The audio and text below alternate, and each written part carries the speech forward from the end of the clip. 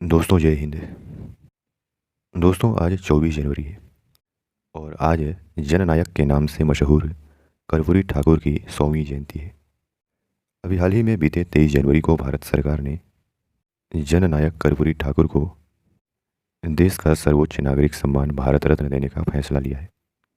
दोस्तों आज के इस वीडियो में हम जननायक कर्पूरी ठाकुर से जुड़ी कुछ बातों को तथा साथ ही में देश के सर्वोच्च नागरिक सम्मान भारत रत्न के बारे में जानेंगे। दोस्तों हम अखबार के एक आर्टिकल के माध्यम से जानने का प्रयास करेंगे, तो आइए वीडियो को शुरू करते हैं और आगे बढ़ते हैं। दोस्तों कर्पूरी ठाकुर जो कि जननायक के नाम से मशहूर हैं, उन्हें पिछड़े वर्गों के हितों की वकालत करने के लिए जाना जाता है। कर्पूरी ठाकुर को बिहार में सामाजिक न्याय का मसीहा माना जाता है। बीते दिनों यानी 23 जनवरी को भारत सरकार की तरफ से यह बताया गया कि बिहार के पूर्व मुख्यमंत्री कर्पूरी ठाकुर को भारत रत्न से सम्मानित किया जाएगा। राष्ट्रपति द्रौपदी मुर्मू ने उनकी 100वीं जयंती से एक दिन पहले यानी 23 जनवरी को यह घोषणा की। कर्पूरी ठाकुर 2 बार बिहार के मुख्यमंत्री और 1 बार डिप्टी सीएम रहे हैं। वे पिछड़े वर्गों के हितों की वकालत करने के लिए जाने जाते रहे हैं। दिसंबर 1970 से जून 1971 तक और 1977 से 1979 तक वे बिहार के मुख्यमंत्री रहे। दोस्तों अखबार लिखता है कि उनके फैसले देश में मिसाल बने। कर्पूरी ठाकुर को बिहार के सामाजिक न्याय का मसीहा माना जाता है। उन्होंने कई ऐसे फैसले लिए जो न केवल बिहार में बल्कि देश में मिसाल बने। दोस्तों देश में सबसे पहले उन्होंने पिछड़ा वर्गों को आरक्षण दिया, पढ़ाई में अंग्रेजी की अनिवार्यता को समाप्त किया।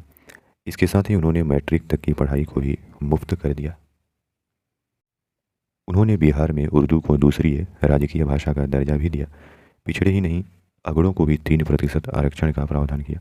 स्वतंत्रता का संघर्ष हो या जेपी का आंदोलन, कर्पूरी ठाकुर की अग्रणी भूमिका रही। अखबार लिखता है कि कर्पूरी ठाकुर का जन्म 24 जनवरी 1924 को समस्तीपुर के पितौजिया गांव में हुआ। उनका निधन 17 फरवरी 1988 को हुआ। वे बिहार के पहले गैर कांग्रेसी मुख्यमंत्री थे। उन्होंने पहली बार 1952 में विधानसभा चुनाव जीता था। अखबार लिखता है कि समस्तीपुर के पितौजिया में 1904 में सिर्फ एक व्यक्ति मैट्रिक पास था। 1934 में 2 और 1940 में 5 लोग मैट्रिक पास हुए थे। इनमें एक कर्पूरी ठाकुर थे। वे ऑस्ट्रिया जाने वाले डेलीगेशन में चुने गए। उनके पास कोट नहीं था। एक दोस्त से मांगा, कोट फटा हुआ था। कर्पूरी जी वही कोट पहन कर चले गए। वहाँ यूगोस्लाविया के मार्शल टीटो ने देखा कि उनका कोट फटा हुआ है, उन्हें नया कोट गिफ्ट किया। आगे अखबार लिखता है कि सामाजिक व्यवस्था परिवर्तन में कर्पूरी के आदर्श जेपी यानी जयप्रकाश नारायण, राम मनोहर लोहिया, आचार्य नरेंद्र देव थे। कर्पूरी के पहले समाजवादी आंदोलन को खाद उच्च वर्ग से ही मिलती थी। कर्पूरी ने पूरे आंदोलन को उन लोगों के बीच ही रोप दिया जिनके बूते समाजवादी आंदोलन हरा होता था।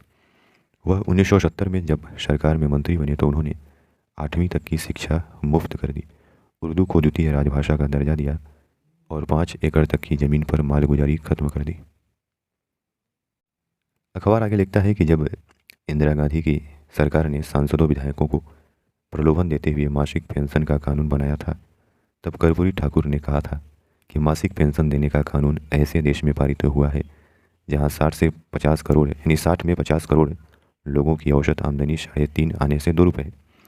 यदि देश के गरीब लोगों के लिए 50 रुपये मासिक पेंशन की व्यवस्था होती तो बड़ी बात होती। कर्पूरी ठाकुर के वे फैसले जो देश में मिसाल बने। दोस्तों कर्पूरी ठाकुर जी के द्वारा मुख्यमंत्री यानी बिहार के मुख्यमंत्री रहते हुए कुछ फैसले लिए गए जो देश में मिसाल बने। जैसे कि देश में पहली बार ओबीसी आरक्षण दिया गया बिहार में। 1977 में मुख्यमंत्री बनने के बाद मुंगेरी लाल कमीशन लागू किया। इसके कारण पिछड़ों को नौकरियों में आरक्षण मिला। देश के पहले मुख्यमंत्री जिन्होंने अपने राज्य में मैट्रिक तक की पढ़ाई मुफ्त कर दी। बिहार में उर्दू को दूसरी राजकीय भाषा का दर्जा दिया गया था। 1967 में पहली बार उप मुख्यमंत्री बनने पर अंग्रेजी की अनिवार्यता खत्म की थी। गैर लाभकारी ज़मीन पर मालगुजारी टैक्स को बंद किया था। मुख्यमंत्री बनते ही उन्होंने 4th क्लास वर्कर पर लिफ्ट का आयोजन करने पर रोक हटाई। आर्थिक रूप से कमज़ोर सवर्णों और महिलाओं के लिए आरक्षण दिया। तो ये कुछ निर्णय थे जो न केवल बिहार के लिए बल्कि देश के लिए मिसाल बने।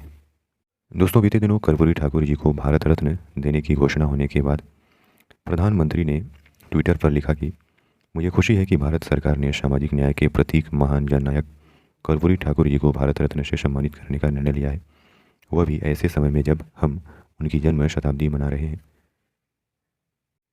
आगे अखबार लिखता है कि यह प्रतिष्ठित सम्मान हाशिए पर खड़े लोगों के लिए समानता और सशक्तिकरण के समर्थक के रूप में उनके अस्थायी प्रयासों का एक प्रमाण है। दलितों के उत्थान के लिए उनकी अटूट प्रतिबद्धता और उनके दूरदर्शी नेतृत्व ने भारत के सामाजिक राजनीतिक ताने बाने पर एक अमिट छाप छोड़ी। यह पुरस्कार न केवल उनके उल्लेखनीय योगदान का सम्मान करता है, बल्कि हमें एक अत्यधिक न्यायपूर्ण और न्यायसंगत समाज बनाने के उनके मिशन को जारी रखने के लिए भी प्रेरित करता है। दोस्तों, अब हम अगर भारत रत्न की बात करें तो भारत रत्न भारत का सर्वोच्च नागरिक सम्मान है, जो कि कला, साहित्य, विज्ञान और समाज सेवा में के क्षेत्र में असाधारण काम करने के लिए दिया जाता है।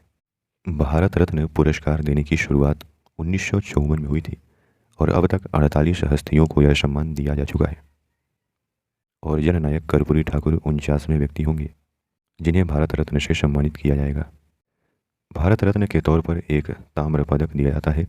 पीपल के पत्ते के आकार के ताम्र पदक पर प्लेटिनम का चमकता सूर्य बना होता है, जिसके नीचे चांदी से भारत रत्न लिखा रहता है। सबसे पहले भारत रत्न सी राजगोपालाचारी, सी.वी. रमन और सर्वपल्ली राधाकृष्णन को दिया गया था। खिलाड़ियों में सिर्फ सचिन तेंदुलकर को यह पुरस्कार मिला है। विदेशी में मूल के 3 लोगों को यह सम्मान दिया गया है। इनमें मदर टेरेसा, खान अब्दुल गफ्फार खान और नेल्सन मंडेला हैं। 8 अगस्त 2019 को पूर्व राष्ट्रपति प्रणब मुखर्जी को भारत रत्न दिया गया था। अब तक 5 राष्ट्रपतियों को भी यह पुरस्कार दिया जा चुका है। इसके साथ ही मौलाना अबुल कलाम आज़ाद, नानाजी देशमुख, भूपेन हजारिका और कर्पूरी ठाकुर समेत 12 लोगों को अब तक मरणोपरांत यह पुरस्कार दिया जा चुका है। तो दोस्तों, आशा करते हैं कि इस वीडियो के माध्यम से प्रदान की गई जानकारी आपके लिए उपयोगी होगी। धन्यवाद।